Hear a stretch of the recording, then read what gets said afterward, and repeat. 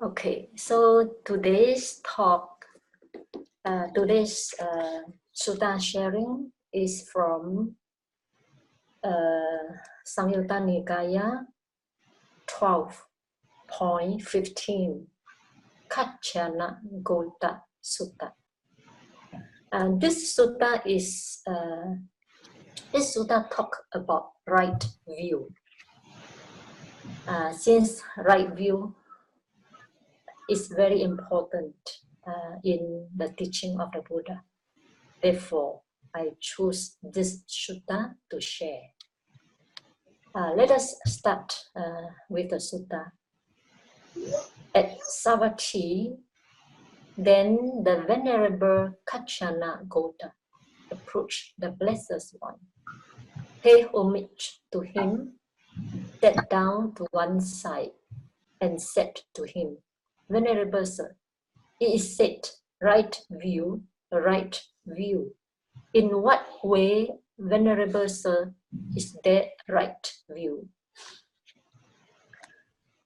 This word, Kaccāna, for the most part depends upon a duality, upon a notion of existence and the notion of non-existent. Okay, before I proceed, I would like to explain a little bit notion of existence and the notion of non-existence. Please take note that here mention notion means a type of view. So the view or notion of existence shows that is equivalent or similar to eternalism view, Samatha-Vipassana.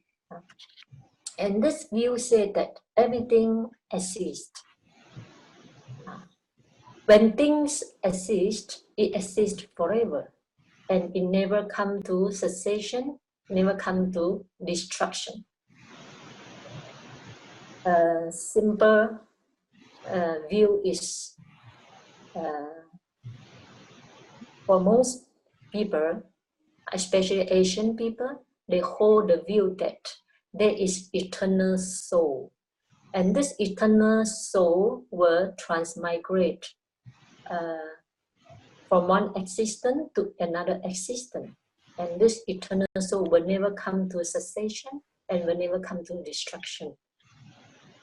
Therefore, because of people do not see things as they really are through the development of insight, therefore they hold this notion of existence, or another word, eternalism view. And another notion is notion of non-existence, just opposite with the notion of existence.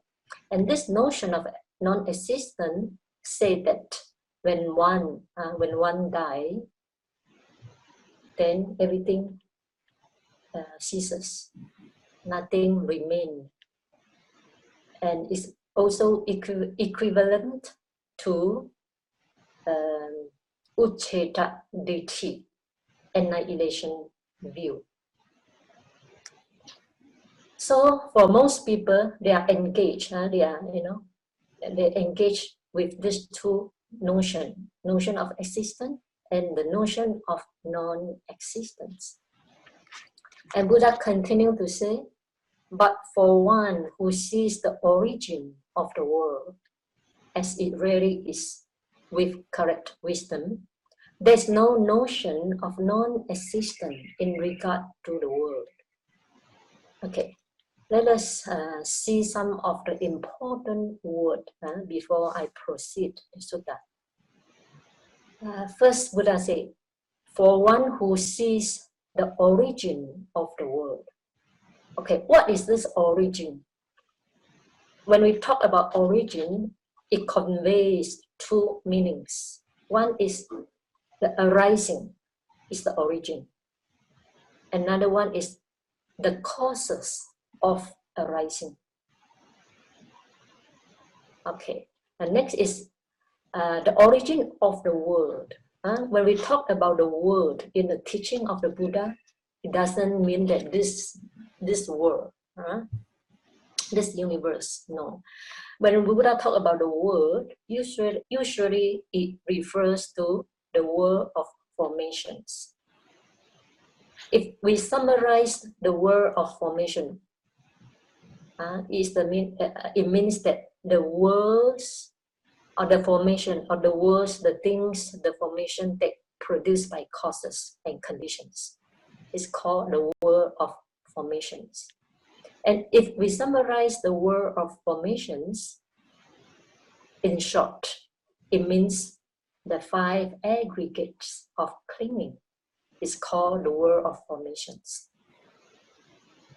Okay, so for one who sees the origin, who sees the arising of the 5 aggregate or the world of formations together with its causes, as it really is. When we say about as it really is with correct wisdom, and this shows that he sees things really correctly with insight knowledge, not by theoretical understanding. Yatha Buddha, Yana Dasana. Yatha Buddha, see things as they really are, or as it really is. Yana Dasana, with correct wisdom. So when one sees the 5 aggregates of clinging keep on arising. Let's say, let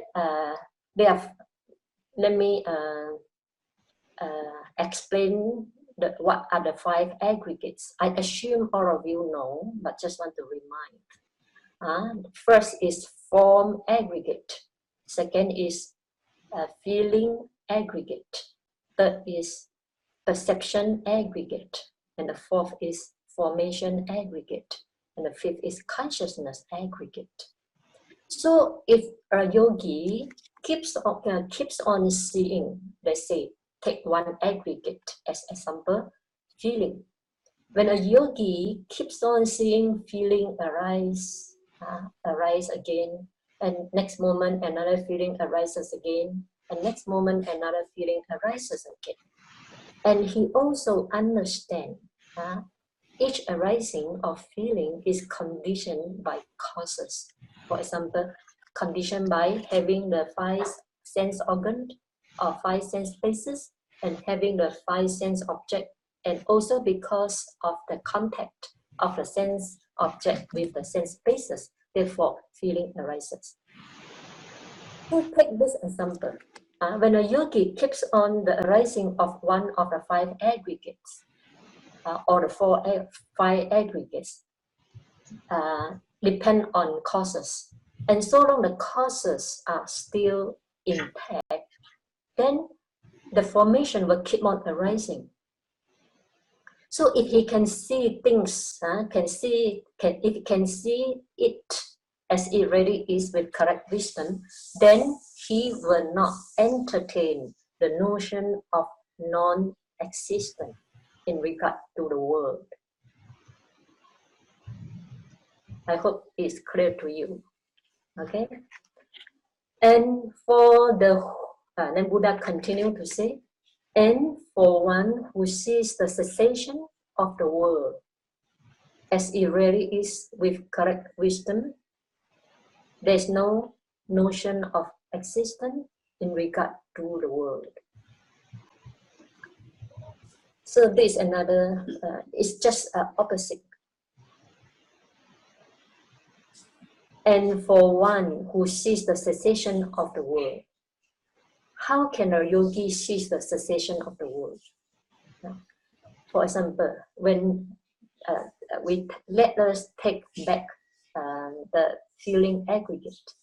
So when a yogi keeps on, discerning the feeling and keeps on seeing the feeling passing away, and arising and passing away again. And finally, he reached a state when the causes for the feeling to pass away, completely cease without remainder, then we understand. When cease the cessation of the world of five aggregates, as it really is with correct wisdom, then this yogi will not entertain the notion of existence in regard to the world. Therefore, the Buddha said, and for the one who sees the cessation of the world as it really is with correct wisdom, there's no notion of existence in regard to the world. So in this paragraph, Buddha just want to mention that most people engage in the notion of existence and the notion of non-existence simply because they do not see things as they really are. And for one who sees the notion of existence, because he, a yogi, did not see the formations keep on passing away. He just see the arising of his feeling, arising of his consciousness, arising of his body sensation, the four elements in the body, without seeing his cessation or passing away. So once the yogi only see arising and without seeing cessation, therefore, he will hold the view or the notion of existence. And this Buddha said, not seeing thing as it really is with correct wisdom. And for another person, if he only sees cessation without seeing arising, then he will have the view of non-existence in regard to the world. So, and this non-existence in regard to the world causes the annihilation view, which is one of the extreme. So, what the Buddha is trying to say is that all these are speculative view, not true our correct seeing with wisdom. And because of not seeing things as they really are, then people, most people depend on this duality, upon the notion of existence and the notion of non-existence. Okay, let us continue.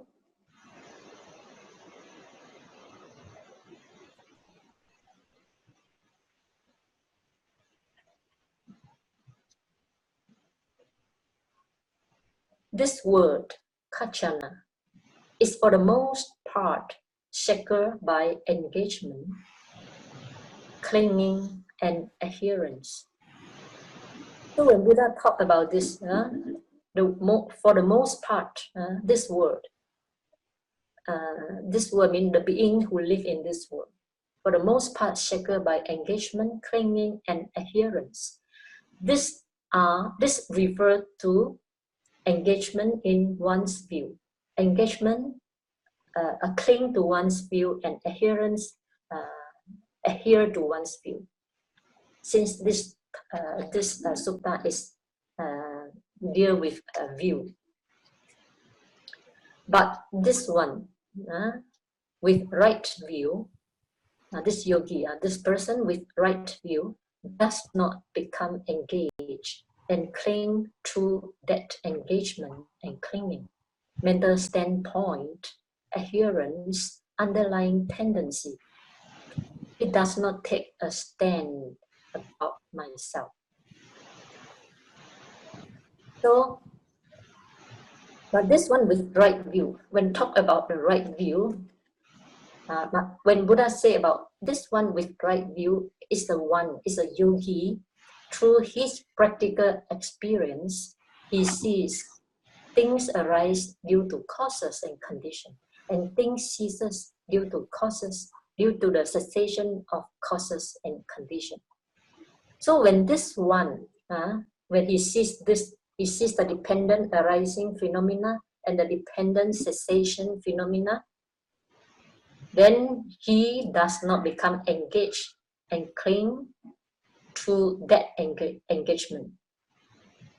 He does not become engaged with the view, and also he does not cling to that engagement and clinging mental standpoint. He will not argue with people. No, I know what my view is correct, your view is wrong, and so on. An inherent underlying tendency. So he will not engage or cling to the view or the wrong view by his correct seeing. And he does not take a stand about myself. Okay, now the question comes. Why he does not take a stand about myself? As I have explained previously, because this yogi, he sees dependent origination. Whatever arises in his mind and body, whether it's body sensation or four elements, or feeling, pleasant feeling, unpleasant feeling, or neither pleasant nor unpleasant, or any perception, or any formation, different states of the mind. For example, anger state of the mind, greed, delusion, covetousness, jealousy, sloth and torpor, restlessness, skeptical doubt, and different type of consciousness, eye consciousness, ear consciousness, body consciousness, and mind consciousness, and so on. Whatever arises, he understands all this is conditioned by certain causes. As I mentioned, no? For example, for the feeling to arise, it depends on sense basis, object, contact, attention, and so on. So when he sees whatever arises is conditioned by causes, and whatever ceases is also due to the cessation of the causes. So he did not see there is a governor, or there's an actor, or there's a creator, or there's a doer. He did not see there is a self, that there's a self govern the whole process. And since he sees no self, only cause and condition, therefore it does not take a stand about myself.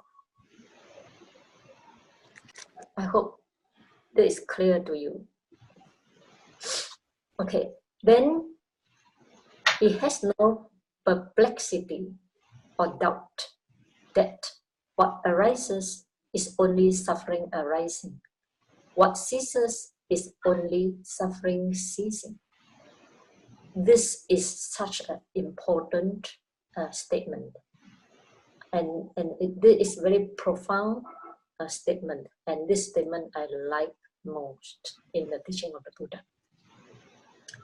So when this yogi, through his practical experience in insight meditation, and he sees no self, just cause and condition, just a relationship of cause and condition, then he has no perplexity or doubt that what arises is only suffering arising, what ceases is only suffering ceasing. Okay, let us explain a little bit more. What arises is only suffering arising. Okay, when Buddha said what arises, let us come back to our own practical experiences. So what arises is only through our body and mind, right? Nothing else. So what arises from body and mind, none other than four elements in the ultimate reality. Or in a conventional truth, you can say whatever sensation that arises from the body. But in the ultimate reality, it's only 4 elements, right? So whatever elements that arise in the body, you just see impermanent. For example, the heat, once you observe, it goes away. And the hardness, once you observe, it goes away. No? And the vibration, once you observe, then it changes to other places, and so on. And whatever feelings, whether pleasant feeling, unpleasant feeling, and neither pleasant nor unpleasant, if you can observe it accurately, with the intention to see it passing away, then you will see it passing away soon. But if you entertain the perception of permanent, then you will not see it passing away. Simply because of your perverted view that thing is permanent, that block your correct seeing of impermanent. And whatever arises from the different state of the mind, whether it's good state, for example, generosity, loving kindness, compassion, and sympathetic joy, and so on, or jhana, or unwholesome state of the mind affected by anger, greed, delusion, and so on. If you observe them accurately with perception of impermanent in your mind and pay attention to its passing away, impermanent or disappearance, you will soon see its passing away. If you cannot see its passing away through practical experience, let me give you a very easy understand example. Now you send metta. Let's say now I send metta to my friend for 5 minutes. After 5 minutes, I stop sending metta. Then the metta mental state, owing to my stopping of sending metta, it will disappear from my mind, right? Therefore, whatever state of the mind, the generosity you have, let's say you just perform a generosity, then after that you go back home and you become angry with your son and daughter, then the generosity state of the mind changes to the anger state of the mind. So from this very coarse, very rough and coarse, gross example I just given to you, you can easily understand whatever state of the mind when observed is impermanent.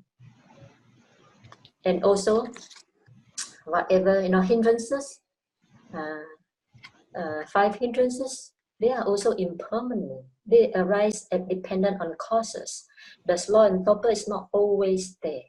The restlessness is not always there. The doubt is not always there. Only condition, cause and condition for them to arise. They simply arise and then they cease. So through our own either practical experience or through our life experience without insight, we come to understand what arises are subject to cessation. And if a yogi goes a little bit deeper through his insight experience, then this yogi will come to a state. When he experiences the impermanent, let's say feeling, I would like to take feeling because it's very easy to experience feeling. Let's say a pleasant feeling arises in your mind. Then you take this pleasant feeling as object, hold it, then contemplate or incline your mind, direct your mind to see its cessation, its passing away. So as you hold the object with mindfulness and using the wisdom to see its impermanent, and soon you will see this pleasant feeling arising, passing away, arising, passing away, arising, passing away with tremendous speed. This is called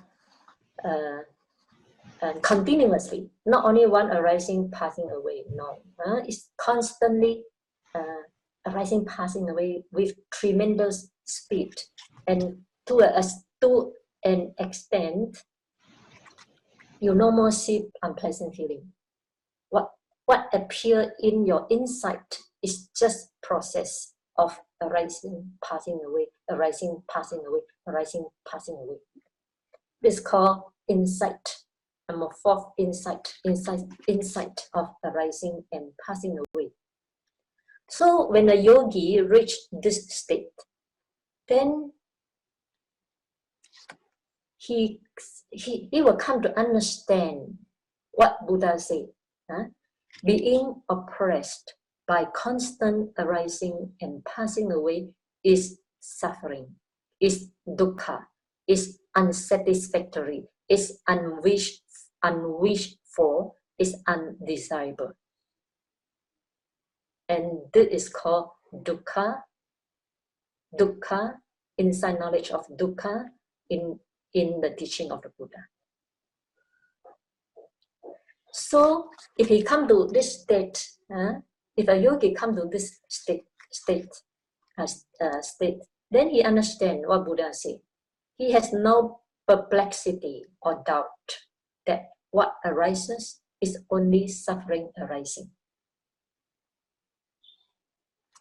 Buddha said only suffering arising, not a person, not a being, not he, not she, and not me. Because this yogi, when he keeps on seeing arising, passing away, and being oppressed by constant arising, passing away, is dukkha, he also sees the whole process has no self, has no permanent self who can exercise control over the arising and passing away. Because this is the natural law, the reality that no one can deny and no one can exercise control over the whole process of arising and passing away. So this yogi come to understand there's no self, there's no governor, there's no actor, there's no creator, and there's no doer. Simply, it's a process of arising and passing away, and this process is dukkha. So he has no doubt or perplexity that what arises is only suffering arising. What ceases is only suffering ceasing. And his knowledge about this is independent of others. At this time, his knowledge does not depend on the Buddha anymore. He did not say that this is what Buddha said, or he did not say this is what my teacher said. His knowledge about this means what arises is only suffering arising. What ceases is only suffering ceasing. There's no self, permanent self. There's no he, she. There's no permanent entity. So his knowledge about this is independent of others, independent of teachers or others. It's through his seeing things as really are with correct wisdom. Yatha Buddha Yana Dasana. It's in this way, Kaccāna, that there is right view. Right view about no self, no notion of existence. The right view about no self, and also the right view about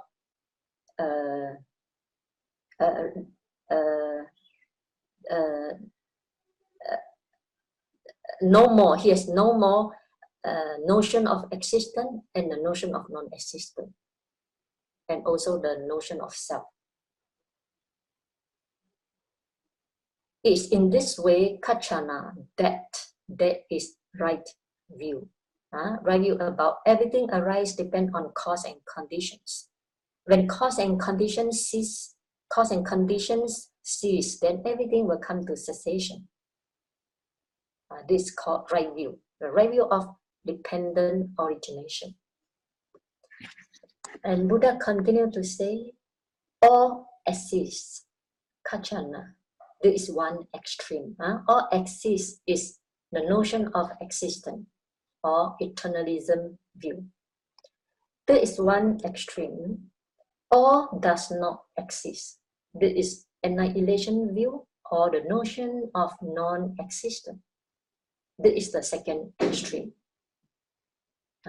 Without veering towards either of these extremes, the Tathagata teaches the Dhamma by the middle, with ignorance as condition, volitional formations come to be. I think this formula of dependent origin, I think you are very familiar with this formula of dependent origination. And if you read Samyutta Nikaya 12, it's all about dependent origination. And if you want to know more detail, you can read my book, Unraveling of Mystery of Mind and Body. If you don't have this book, you can go to my website and download this book. I have put in my website for free downloading. And in this talk, because today we don't have much time to go through each one. In order to explain all this dependent origination, it may take me another 2 hours. Okay, so here I will roughly just tell you only. So the Tathagata teach the Dhamma by the middle, with ignorance as condition. What is the ignorance? Ignorant about Four Noble Truths, not understanding the truth of suffering, which is clinging to the 5 aggregate. Not understand the origin of the suffering, which is craving, craving for existence, want to come back to the world again and again, and craving for the sensual pleasures, want to enjoy sensual pleasures through the 6 sense spaces, eyes, ears, nose, tongue, body, and mind. And not understanding, not understanding all the suffering will come to cessation. And not understanding there is a path leading to the cessation of all suffering. So without understanding the Four Noble Truths, therefore one performs various volitional formations, such as mental volitional formations and physical volitional formations and verbal volitional formations. When one performs different volitional formations, then with volitional formations as condition, consciousness come to be. Because with volitional formations rooted in ignorance and craving, then consciousness find a fold to spring up. Now, consciousness cannot spring up when there's no formation rooted in ignorance and craving. So since this formation is conditioned by ignorance of not understanding Four Noble Truths associated with the craving, for the existence and craving for sensual pleasures, then this formation are called karma. When each karma, when karma is performed, it leaves behind karmic energy, and this causes the consciousness to spring up. And when there's consciousness, there's nama rupa, there's mind and body, right? Consciousness is the forerunner. In the Dhammapada, Buddha said, mind is the forerunner.